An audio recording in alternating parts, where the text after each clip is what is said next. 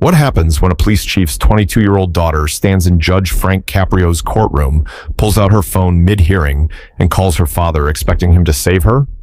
The answer involves a speakerphone conversation that shocked everyone, a father's public betrayal of his own daughter, and a lesson in accountability that went viral with over 20 million views. If you believe that having a parent in law enforcement shouldn't place you above the law, subscribe right now, because what you're about to witness is the most devastating phone call ever made in a courtroom. It's Wednesday morning at 10:45 a.m. in Providence Municipal Court. Judge Frank Caprio is midway through the day's docket when the bailiff calls the next case, the state of Rhode Island versus Ashley Morrison. The courtroom doors open and in walks a young woman who carries herself with the confidence of someone who's never faced real consequences. Ashley Morrison, age 22, is wearing expensive athleisure clothing, designer leggings, a crop top, and a luxury brand puffer jacket. Her hair is styled perfectly, her makeup is flawless, and she's carrying a designer handbag that costs more than most people's monthly rent. But what really catches attention is her attitude. She's on her phone, actively texting as she walks toward the defendant's table, not looking up, not acknowledging the judge, not showing even basic courtroom awareness.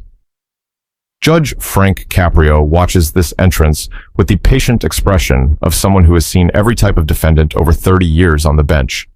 He waits until Ashley reaches the defendant's table before speaking. "Ms. Morrison, please put your phone away. We're about to begin your hearing." Ashley glances up briefly, holds up one finger in a just a second gesture, and finishes typing her message. She hits send with an exaggerated tap before sliding the phone into her jacket pocket. She doesn't apologize. She doesn't acknowledge the disrespect. She just looks at the judge with an expression that suggests she's doing him a favor by being here. Her attorney, a public defender named Marcus Chen, stands beside her looking deeply uncomfortable. He leans toward Ashley and whispers something urgent, but she waves him off dismissively. Judge Caprio opens the file before him. "Ms. Ashley Morrison, you are charged with driving under the influence, reckless endangerment, leaving the scene of an accident, and failure to render aid. These charges stem from an incident on the night of November 3rd. Do you understand these charges?" Ashley shrugs casually. "I understand that there's been a huge misunderstanding that my dad will clear up." Judge Caprio removes his glasses slowly, a gesture those familiar with his courtroom recognize as significant. "Ms. Morrison, I asked if you understand the charges, not whether you agree with them. Do you understand what you're being charged with?" "Yeah, I get it. I just think it's all blown way out of proportion." "Your opinion on the proportionality isn't relevant at this moment, just your understanding." Judge Caprio turns to the prosecutor, Assistant District Attorney Rachel Foster. "Counselor, please present the facts." Rachel Foster stands, holding a substantial file. "Your Honor, on the night of November 3rd at approximately 11:30 p.m., Ms. Morrison was observed by multiple witnesses driving erratically on Thayer Street near Brown University. Witnesses report seeing her vehicle weaving between lanes, nearly striking parked cars, and running a red light at the intersection of Thayer and Waterman." Ashley interrupts loudly. "Those witnesses are probably drunk college kids who don't know what they saw."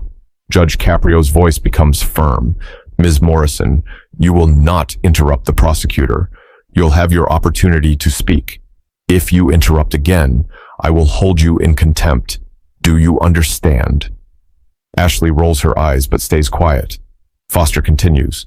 "At approximately 11:47 p.m., Ms. Morrison's vehicle struck a parked car belonging to Sarah Chen, a Brown University graduate student.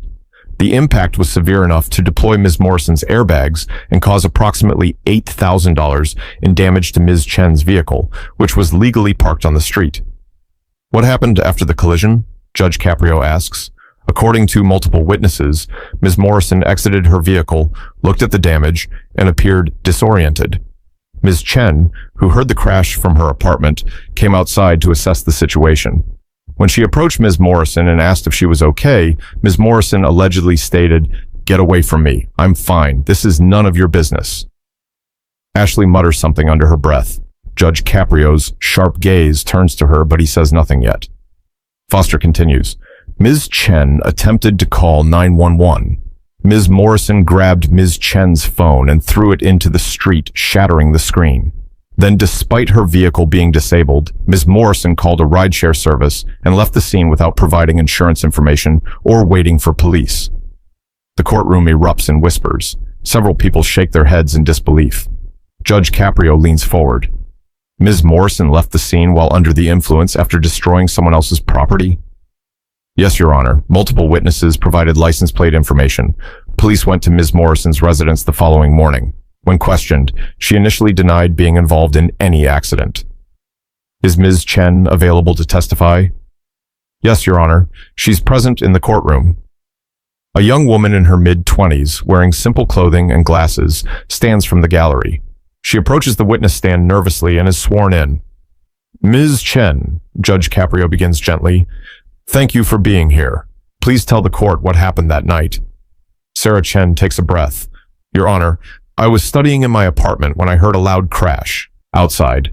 I looked out my window and saw a car had hit mine. I ran downstairs to make sure the driver was okay. What did you observe when you got outside? The driver, Ms. Morrison, was standing outside her car. The airbags had deployed.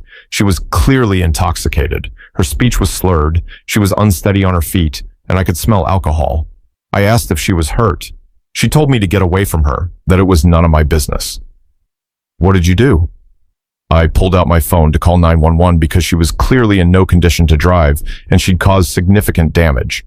Before I could dial, she grabbed my phone out of my hand and threw it into the street.